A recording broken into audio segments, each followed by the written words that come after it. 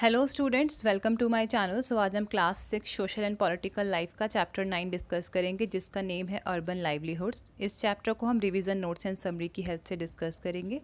इसका first topic देखते हैं। पहले इंट्रोडक्शन में ये कहा गया है कि इंडिया में 5000 से ज़्यादा टाउन्स एंड 27 बिग सिटीज़ हैं। बिग सिटीज़ जैसे कि चेन्नई, मुंबई, दिल्ली, कोलकाता, ये सब हमारी बिग सिटीज़ हैं। और इन सिटीज़ में बहुत पॉपुलेशन होती है, मतलब बहुत लोग रहते हैं यहाँ पर। और क्यों रहते हैं? क्योंकि इन सिटीज़ में फैसिलिटीज़ ज़्यादा होती हैं।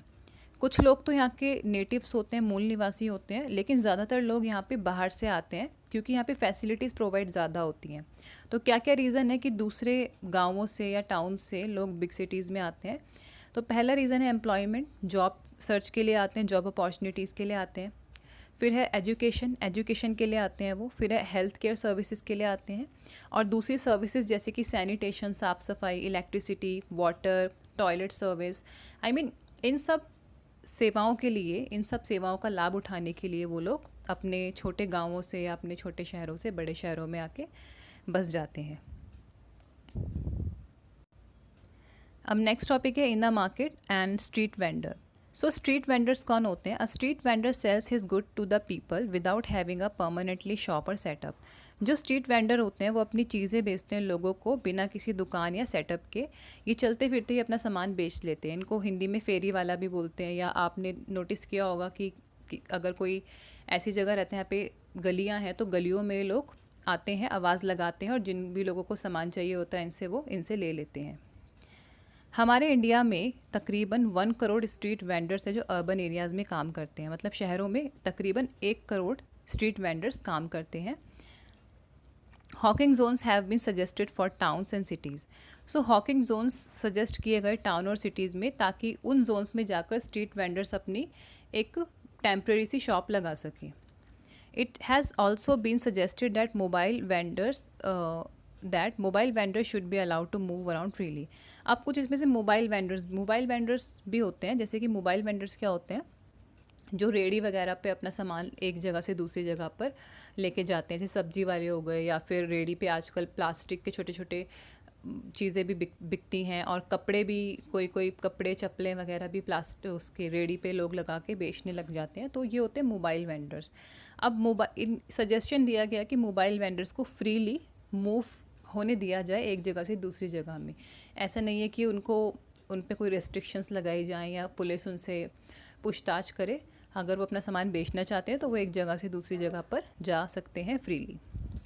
Hawkers need to be part of committee that are set up to take these and other decision relating to them. अब जो हॉकर्स हैं, ये जो स्ट्रीट वेंडर्स होते हैं, हॉकर्स होते हैं, फेरी वाले, रेडी वाले, इनको एक कमेटी का पार्ट बनना ज़रूरी है, ताकि जो भी डिसीज़न हो, बड़े डिसीज़न हो सेलिंग को लेकर, या मार्केट कहाँ लगानी है, कहाँ पे अपना प्लेस करना है, जो भी सेटअप है, वो कमेटी इनके लिए डिसाइड करती है। जैसे कि जो अगर ये कमेटी के रूल्स के ख़िलाफ़ जाते हैं हॉकर्स, जैसे कि मान लीजिए इन्होंने रेडी लगाई है और उस रेडी से ट्रैफिक हो रहा है बहुत ज़्यादा रोड पे, तो जो कमेटी वाले होते हैं वो इनकी रेडी वगैरह को जब्त कर सकते हैं, उठा सकते हैं। ठीक है, आपने सुना भी होगा, अपने आसपास कभी नोटिस भी किया होगा।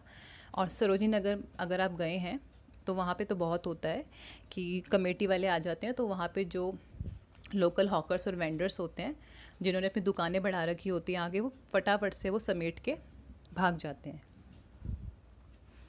Harpreet and Vandana, business person. Like Harpreet and Vandana, there are many people who own shop in various markets of the city. अब हरप्रीत और वंदना की स्टोरी थी इस चैप्टर में, जिनकी खुद की शॉप थी। खुद की शॉप जिनकी होती है, या खुद जो अपना एक बड़ा मॉल या शॉप या शोरूम चलाते हैं, वो होते हैं business person. Most business person manage their own shops और business, they employ people to work for them. जो बिजनेस पर्सन होते हैं वो ज़्यादातर अपने ही शॉप पर मैनेज करते हैं सब कुछ, और अपने नीचे वो एम्प्लॉयज़ हायर करते हैं ताकि वो हेल्प कर सके उनके बिजनेस में, उनके काम में। There are permanent shop that are given a licence to do business by the municipal corporation. और अब ये शॉप्स जो होती हैं या शोरूम होते हैं, इन सब के लिए लाइसेंस चाहिए होता है इनको चलाने के लिए, जो कौन प्रोवाइड करता है? Municipal corporation. The municipal corporation also decides on which day of the week the market has to remain closed. और म्यूनसिपल कॉरपोरेशन ये भी डिसाइड करता है कि वीक के किस डे में मार्केट बंद रहेगी। नेक्स्ट टॉपिक है in the factory workshop area, and इसके अंदर जो सब टॉपिक है वो है डेली वेज लेबरर। तो डेली वेज लेबरर कौन होते हैं? The daily wage labourer who work at construction sites to carry loads of construction material, they are paid daily wage और इनकम। जो डेली वेज लेबर होते हैं वो कहाँ काम करते हैं? कंस्ट्रक्शन साइट्स पे। जैसे आपके आसपास कभी घर बना होगा, वहाँ पे आपने देखा होगा लेबर्स को, कोई ईंट उठा रहा है, कोई सीमेंट लेकर आ रहा है, या फिर वो सीमेंट वगैरह का पेस्ट बना के बिल्डिंग बनाने में हेल्प कर रहे हैं, तो ये होते हैं डेली वेज लेबर्स। तो ये डेली बेसिस पर काम करते हैं और उनको डेली ही पेमेंट मिलती है। जैसे कि अगर किसी डेली वेज लेबर ने 8 घंटे काम किया आज, तो उसे आज की पेमेंट मिलेगी 8 घंटे 800 रुपये, या जो भी उनका पेमेंट होता है 500। और दूसरे दिन काम करेंगे तो फिर दूसरे दिन भी उनको उतने ही पैसे मिलेंगे, 800 रुपये या 700, जो भी चार्जेस वो लेते हैं। तो डेली उनको पे किया जाता है, ठीक है। जैसे सैलरी की तरह नहीं है कि महीने के अंत में आएगी, महीने के एंड में। डेली वेज लेबर को डेली ही पेमेंट मिल जाती है। Casual workers are required to come as and when the employer needs them. Casual workers कौन होते हैं? कि जब काम होगा तब उन्हें बुलाया जाएगा, और जब काम नहीं होगा तब वो उनकी कोई ज़रूरत नहीं होगी एम्प्लॉयर को। They are employed when the employers get large order और during certain seasons. At other times of the year they have to find some other work. So इन्हें कब बुलाया जाता है? जब कुछ काम हो। जैसे कि एक एम्प्लॉयर है, मैं आपको एक एग्जांपल देती हूँ। जैसे कि मान लीजिए आप एक ऑनर है, बिजनेस ऑनर है, और आपके पास 100 एंड आपकी क्लोथ की शॉप है, आपको 100 जीन्स बनाने का एक ऑर्डर मिला है। तो आप अकेले तो बना नहीं सकते, तो आप क्या करेंगे? 2-3 टेलर से बात करेंगे, या 2-3 भी बहुत कम हो गए, मे बी आप 5-6 टेलर से बात करेंगे और उनसे बोलेंगे कि देखो ये मुझे 100 जीन्स का ऑर्डर मिला है और ये 1 मंथ में बन जाना चाहिए, और 1 मंथ के हिसाब से मैं आपको आपकी सैलरी दे दूंगा या दे दूंगी। तो इस तरह से कैजुअल लेबर्स काम करते हैं, और 1 मंथ के बाद आप चाहे तो उन्हें आगे काम दे भी सकते हैं, और आप चाहे तो उन्हें काम से हटा भी सकते हैं। Their job is not permanent. There is no job security or protection. If there is ill treatment, they are also expected to work very long hour. और जो कैजुअल लेबर्स होते हैं उनकी जॉब की कोई सिक्योरिटी नहीं होती। जैसे कि मैंने आपको अभी एग्जांपल दिया था कि वो आपकी मर्ज़ी है कि आप चाहे तो उन टेलर्स को रख सकते हैं, और चाहे तो नेक्स्ट मंथ उनको निकाल भी सकते हैं, ठीक है। और क्योंकि उनको, अब इसी एग्जांपल को आगे लेते हैं, अब क्योंकि उनको 1 महीने में 100 जीन्स बनाकर देनी है, तो आप चाहे तो उनसे ज़्यादा काम भी करवा सकते हैं, ठीक है। अब लास्ट टॉपिक है हमारा इन द ऑफिस एरिया।